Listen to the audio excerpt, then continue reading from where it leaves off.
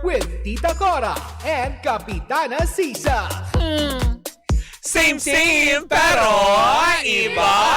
We are number 106.7 Energy FM. Ang tawag mo sabing radyo. Sabihin mo. Happy Tuesday sa lahat pa rin ng ating mga pangga. Talaga nga naman, hindi ba? Konti na lang. Diba? Eh, malapit na naman ang mga holidays around the corner. Bakit konti na lang? Paano diba? mo nasabi, Mare? Kasi pagdating ng Abril, halos every week may holiday. Yes. Diba? April 1, tapos April 9. Oo, kasi Tapos, nalalapit na yung Holy Week. Oo, tapos yung following week naman, Holy Week na. Diba? Na nakakaloka. Kaya kumalma kayo sa ka-absent. Correct. Diba?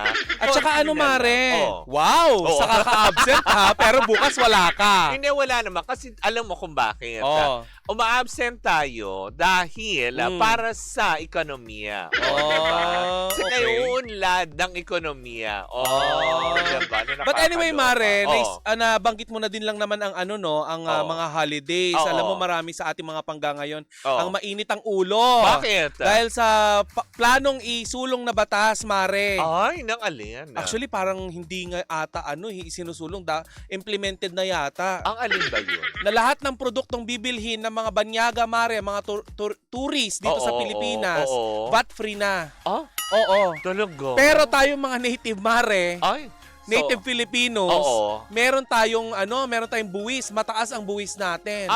so ibig sabihin pag yung mga foreigner, Mga turista, tax-free sila. Oo. Tapos pag tayo, may tax. yes. Parang Japan. Oo. Kasi 'di ba sa Japan pag local ka, may tax yung mga binabili mo. Tapos 'di ba kapag may binibili ka sa Japan, 'di ba tax-free 'yon? Oo. Papakita mo lang yung passport mo. Kaya marami sa ating mga kababayan, Mare, ngayon ang uminit ang ulo dahil dyan sa panukalang batas na yan. Ay, nakakaloka yun. So, tayo na naman nakawawa, ganyan. Parang tayo ba ang sasalo ng mga batas sa mga turista na yan? Siyempre, mas mamahal pag tayo ang bibili. Correct. Pero aminin mo, Nakakaloka. Mare, no, turista tayo sa sarili nating bansa. Correct, hindi Lahat ba? ba naikot mo na sa buong Pilipinas? Ay, ako, Talaga? Sobrang thankful ako. Pulilio Island. Doon sa sa una kong network. 'Di ba? Halos Luzon, Visayas, Mindanao. Tawi-tawi na puntahan mo na? Yes. Talaga? Dahil may mga istasyon. Babuyan dyan Island. Ay, wala, hindi pa naman. Yun. Hindi mo pa naikot. Hindi. Ang ibig kong sabihin, hindi ko man nasuyod. Ang tawag, ang term doon is nasuyod. Pero naapakan ko na mula Luzon, Visayas, Mindanao. Pero iba't hindi mo ibang nasuyod. parte. Oo, hindi.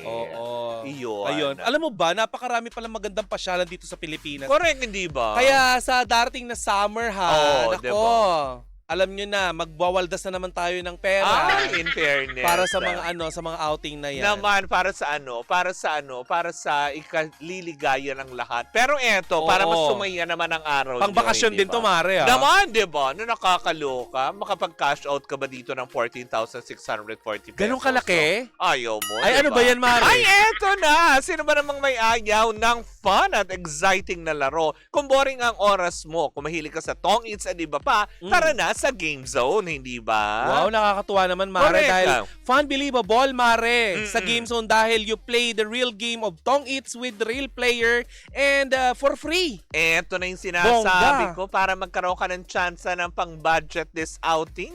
May chance ka makisplit over 34 million pesos na premyo at may chance ka din to claim up to 14,640 pesos daily. Yan, nakakaloka. At ang makukuhang cash, Mare, ang makuhang cash credit ay pwedeng gamitin panlaro kahit anong game. At pwede mo rin to, Mare, i-cash out, Oo, diba? Nang bongga, pang budget, diba? Yes. At may dalawang events sila sa araw-araw, hindi ba? Kaya G ka na ba?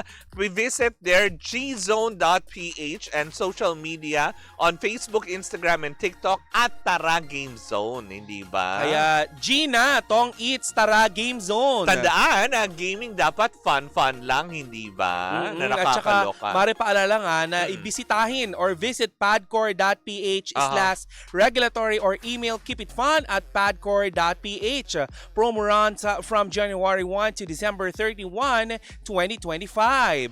EGLELD per reference number MKTG2024-2564. Gaming is for 21 years old and above only keep it fun, game Game responsibly. responsibly. O, diba? Nang bongga. Game Ganun Zone, talaga. bago yan ah. Oo, hindi ba? Talaga nga naman maraming exciting games siya kayo bisitahin Mm-mm. na ang Game Zone ng Ano ba yan, Mare? Is it a kind of application? Aha, that you can download it to your phone? Yes, 'di ba? Tapos pwede nga bisitahin kasi may mga different social media platforms sila like Facebook, Instagram, and TikTok. At tara, Game Zone. Wow, ang diba? bongga naman yan. Pero Sayang mas bongga naman. yung chika mo. Ay, eto talaga nga naman. Inaantabayanan ng lahat. Oh. Makinig na mga taga-pinagbuhatan Pasig City. Kumapit kayo ng husto. Dahil? Dahil nga sa hindi, alam mo yun, hindi matapos-tapos at patuloy na pambabash kay Kim Chu. Dahil nga ilang linggo na nakakaraan, dahil nga dun sa deserve issue na yan. 'Di ba? Bukas po ang opening ng kanilang pelikula ni Paolo Abelino sa lahat ng sinehan na My Love Will Make You Disappear. Pero marami nangangamba na baka dahil nga dito sa pambabash na ito ay baka nga langawin ang opening day ng naturang pelikula. Bukas pa man din yan. Matapos iusod-usod ang playdate ngayon. Diba may bantang pagboboycott dahil nga dun sa deserve issue na yan. Nakakaloka. Pero diba ini-endorse ni Kim ang Aling Julius? Oo, diba? Na nakakaloka. Tsaka alam ko okay sila ni Aling Julius kasi diba kailan lang nag-viral yung pinost ni Kim Chu, pinadala siya ng sulat. Diba? Tsaka parang may ginawa yatang content at isa sa mga endorser na itong si Kim Chu ni Aling Julie. Diba? Nakakaloka. Teka, paano nga ba nag-umpisa yan, Mare? Hindi, kasi nag-umpisa nga yun dahil nga dun sa isang segment sa Showtime, dahil dun sa Deserve. Dalawa sila ni Bong Navarro na gano'n. Na ngayon ay hindi pa rin daw tumitigil ang pambabash kay Kim Chu dahil syempre yung supporters nga ng dating presidenteng Duterte, 'di ba? Napatuloy nga at parang nananawagan ng pagboboycott dito sa proyektong kanilang gagawin or ipalalabas bukas, 'di ba? Ang opening day ng My Love Will Make You Disappear. Tapos parang nahaluan pa yan ng isa pang intriga matapos kasing umiyak si Kim Chu sa recently na mall tour nila ni Paolo Abelino sa Cebu City. Na kung saan nga naman dinamayan siya ng kapwa niya mga Cebuano, hindi ba? Na maraming fans si Kim Chu na sinasabi na kumbaga parang wag mong pansinin ang mga bashing na yan dahil 'di ba mas marami kami nagmamahal sa iyo, 'di ba, na marami kaming susuporta at ipakikita natin na walang boycott na magaganap bukas. Which is oo naman. Pero mali naman talaga yun. Ang hirap naman kasi Mari sa mundo ng social media kasi ngayon, 'di ba? May mali ka lang tapos puro na cancel culture. Oo, yung mga ganyang aspeto. Kaya parang marami nangangamba pero mas marami pa din naman ang dumarating na biyaya kay Kim Chu, lalo pat recently lang ay hindi niya ine-expect na makatanggap siya ng Best Actress Award for TV na ibinigay at ginawad ng PMPC para sa programang Linlang. Ay! Congratulations, Kimi! Ilang taon na ba mula nung nakaraan ng Linlang? Diba? Parang isang taon mahigit na, di ba? Oo, diba? Na nakakaloka. Oh my gosh, hanggang at ang mga kalaban niya doon, Mare, hindi basta-basta. Kalaban niya ang Marian Rivera. Kalaban niya ang Bea Alonso. Kalaban niya ang Jody Santa Maria. At iba pang magagaling na aktres sa larangan ng kanilang mga ginagawa. Bongga si Kimi na feng shui niya ang Linlang. Oo, diba? Kaya nga naman naloka si Kim Chu nang tawagin siya ni Piolo Pascual ang kanyang pangalan bilang Best Actress nga. Kasi nga hindi niya ini-expect yun, diba? Sa dami ng kanyang magagaling at veteranang actress na talakok or nominado para sa naturang kategorya. Pero sa kanya napadpad ang tropeyo ng pagiging Best Actress, diba? No doubt naman sa acting ni Kim Chu. Hindi, totoo naman. Personally, Mare, hindi ko gusto si Kim Chu kung pagkumanta. Ay, talaga ba? Pero sa actingan, ay magaling si Kim Chu. Oo naman. At talaga nga naman ay di-deliver niya ng maayos. Although alam mo naman din, 'di ba, may pagkakikay talaga siya na talagang husto. Pero kahit papaano napansin na rin ang kanyang galing sa larangan ng pag-acting, 'di ba? Lalo pat itong Linlang na ginawa niya ay talagang medyo mature role siya dito kasi 'di ba tinatalakay nila dito yung pagiging parang alam mo 'yun, pakikiapid and whatsoever. Parang mature roles talaga. Pero nabigyan ng justice ng bongga. Sabi nga ng ilan, kahit binabash siya, may mga blessings na dumarating na hindi niya ine-expect. Kaya doon sa mga patuloy pa din na nananawagan ng pambabashing at pagkakansela kay Kim Chiu, utang na loob, trabaho lang po yung ginawa ng tao. Correct. Diba? Wala po kayong, alam mo yun, walang personalan, wala lahat. Ang daming kinakancel ngayon. Oo. Pati si Maris Umali. Correct, diba? Ng GMA7. Diba? Na nakakaloka. Biglang, alam mo Bakit yun. naman ganon? Binakancel, tapos talagang alos. Dahil tinawag niya matanda. Hindi, tsaka kamuntikan, alam mo yun, kamuntikan pa siyang kuyugin doon. Diba? Dahil nga sa pagtatanong niya doon kay Bibi Sara kasi sa Netherlands. Kaya bigyan sorry ang ate mo. Diba? Yung mga, sorry, mali. Alam nyo, sa totoo lang, yung ano. ang lahat ng ito ay lilipas din. Oo nga. Hindi namin sinasabi na huwag kayo magkaroon ng pakialam sa mga nangyayari. Sa mga nangyayari sa ating bansa. Pero not to the point na pati yung personal nyong buhay naaapektuhan na ng mga pinaglalaban ninyo. Oo, ng bonggang-bongga. Kilala nga ako, in-unfriend ako eh. Ay, talaga? Wala naman akong pinapanigan, di ba? Ay. From the very beginning, sinabi ko na wala akong papanigan dahil nasa sektor ako ng media. Correct, diba? Diba? At pinagbabawal yan sa atin. Kilala pa siya sa showbiz. Ay! Bakit mo ako in-unfriend? Ay, ganun ba yun? Diba? Dahil lang sa dahil politika? pinag-uusapan namin dito sa Baklitas yung kaso mo. Ay, in-unfriend ka talaga? Oo. Ay. Ikaw din yata, di ba? Oo, kasi naiba, di ba? Naiba? Bakit? Nag-unfriendan. Oo. Nanloka. Kami wala naman kaming kaso kahit i-unfriend mo kami or i-block mo kami. Wala kaming issue sa'yo. Correct, hindi ba? Basta ang importante sa amin, kung ano po ang ibinabalita namin dito, hindi po iyon bayad. Oo. At alam mo yan. Totoo.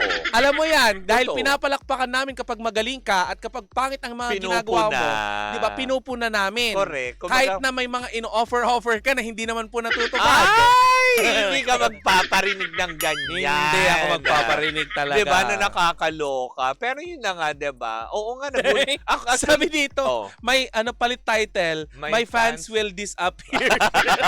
Sira ulo kayo! Hindi naman ganun. Ay, hindi, hinihintay natin yun. Sabi mo na nga ako sa akin na papanoorin natin yun. Sabi ko nga, diba, nung nanood tayo ng Snow White, sabi ko, palabas na pala yung panoorin natin yan. Snow White na walang ginawa kung gumawa ng apple pie. Oo nga. Bakit nga ba yung Snow White? Dapat hindi Snow White yung title nun, Alamat ng Apple Pie. Oo, tsaka nakakaloka. Musical na para nagtitinda ng Digibox. Correct. Di ba yung mga ganon? Kamuntikan pa nga lumabas si Sarah G. Sira ulo tong bakla na to. Kasi naman nag-red cape Gumaganyan-ganyan na yung mga Gumaganyan-ganyan, tapos biglang dumating. Tapos biglang syempre, di ba, tahimik. Spoiler alert ang mga bakla. Tapos bigla akong kumatang, mga kapitbahay! Tapos sa last part, parang dadaanan sila ng bareta. Oo, nakakaloka. Correct, diba? Nakakaloka. But anyways, bukas po natin pakatunghayan yan kung talaga nga na bang totoo ang banta o baka naman talagang, alam mo yun, eme-eme lang ito para lang mapag-usapan. Diba? Kasi yung iba naman kasi cancel culture, pero pagdating naman tabong-tabu naman sa takilya. Diba? Ay, magaling to. Paolo Abilino to. Correct, hindi ba? Sa mga crush ko yun dito sa showbiz. Naman, hindi ba? Ako din, di ba? Lalo pa tong Wag na si Paulo, iba na lang crush mo. Si na lang. Para magkaiba tayo. Okay. Mari, kilala mo si Ron Angeles? Oo. Gwapo, no? Ron, oo, yes. Gwapo. Di ba yun yung maganda yung katawan? Ang yummy. Di ba? Parang ang bango-bango lagi ng kilikili. Parang si Paulo din. Ganun, di ba? Parang ang amoy sila. Amoy Amoy carrots. Amoy carrots ang singetsra. Ay! Di ba ganun kapag mga mayayaman? Oo, di ba? Parang kala mo hindi pinagpapawisan lagi. Nakakaloka. But anyways, kasi di ba, mga majijirap na mga otoko, kapag inamoy nyo ang singetstra, amoy detergent bar. Amoy tuta na, ganun. Ano? Amoy tuta, alam mo yun. Sino yun? Bakit amoy tuta? Meron kang ganun. Hindi, diba? Kay gwapo-gwapo. Diba? Pag lumapit sa'yo, amoy tuta na kaagad. Parang tipong, huy, tiya, ano yun? Aso ka ba? Ay! Naku, kung saan na naman mapunta ang ating usapin para sa araw na ito. Well, anyways, diba, good luck na lang din. Director po ba yung nag-unfriend sa inyo? No comment. Oo! Ano, okay ka na? Oo, sinagot ko na. Oo. Ikaw din ba? Oo. Di ba ako nga una nagsabi sa'yo, wait, parang ina-add ako ulit. Ako napacheck lang naman ako. Ina-unfriend ako, tapos ina-add mo ako ulit. Ba't kita i-add na? Di ba? Tinanggal Bakit mo ako hindi mo ko in-add? Bakit? Kasi yun, nagagalit ka? Kasi alam mo yun. Dahil ako ba yung nagtanong doon sa taro? Oo. Ay! Hindi, di ba? Na parang tipong in-unfriend nyo kami kasi alam mo yun, ginagawa lang din namin ang trabaho namin bilang mga MTRCB deputy. Di ba? Nawala naman kaming kinalaman at wala rin kaming jurisdiction pagdating sa naturang ahensya na yan. Dahil may binubuo po sila ng board members. Ganon. Nakakaloka. Kasalanan ko din ba kung ayaw kang kausapin? Ay, hindi na. Ang dami ko na sinasabi. Sisa? Ay! Sisit-sitan na. Oy! Di ba? Hindi wala kaming issue.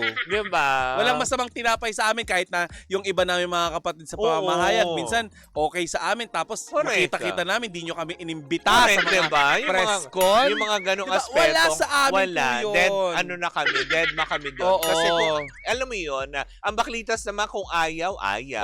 Kung gusto, di go. Tsaka kung bibibihin natin yung mga sama ng loob natin, Mare, wala nang matitira. No holds barred talaga. Bakit, diba? Tinanong mo ko, sinagot lang din kita. Oo. Basta po kahit na in-unfriend mo po ako, hindi po masama ang loob ko sa'yo. Sana maging okay ka. Oo. Yun lang naman ang hangad ko din, diba? Sana, alam mo yun, magdasal ka, ganon. Humingi ka ng tulong sa Diyos. Huwag sa mga tao na nakapalibot sa'yo. Diba? Aba! Diba? Huwag ang baklitas. Hindi kami maldita. Hindi. Baby nga kami. Alam nyo, kahit kanino kayo magtanong ng mga kapatid natin sa pamamahayag, kapag nakita namin sila sa personal, halos magyumukod po kami sa pagbati sa kanila. Hindi po kami maldita at isnabera. Correct, hindi ba? At syempre, ang baklitas minsan kahit hindi natin kilala, binabati natin. Gano'n naman talaga, diba? Well, anyways, yun lang masasabi ko, diba? Tungkol naman sa pelikula ni Kim Chiu at Paolo Abelino, kami magpapatunay na sinasabi nyo baka langawin. Well, panonoorin namin yan, promise. At i-vlog ko yan, promise. At hindi kami magiging bitter. Hindi naman yan kagaya ng ibang pelikula na tinatanggal na lang kasi talagang galing na mismo dun sa mall, no? Na, tinanggal na po kasi walang nanonood. Diba? Diba? Maldi yung mga taga nandoon. Correct. Totoo naman kasi kung kukonsumo lang din naman ng kuryente tapos wala Basta ang importante, Mare, ang pelikula ni Kim Chiu, maipalalabas, period. Yun lang yun. At least walang kaso sa MTRCB. Suntokin kita. Tama na! Alis yung pelikula ni Kim Chiu, may playdate. Hindi kita maabot. Na-atras-atras man, may palalabas. Yun lang yun. Diba? Nakakaloka. But anyways. Hayop ka. Diba? Sa amin magbabalik, isang umadag mong chikana naman. Ang dala-dala ng dalawang bakla. Pasalamatan lang natin bago tayo magpaalam sa first gap natin. Itong si Ate Pearly Dolor po. Ate Pearly Dolor po, Ate Rosario Laksamana si Jonah Batoon. Yan ang mga parate. At syempre, Ate Robicel. Robicel Delgado. Ay, hindi mo kakayan sa Ate Robicel. Magpapa-ice cream yan. Ay, taray. Magaling yan. Taray, may pa ganun. Tignan mo, may ice cream. Pabakit na lang ng chicken. Ganon.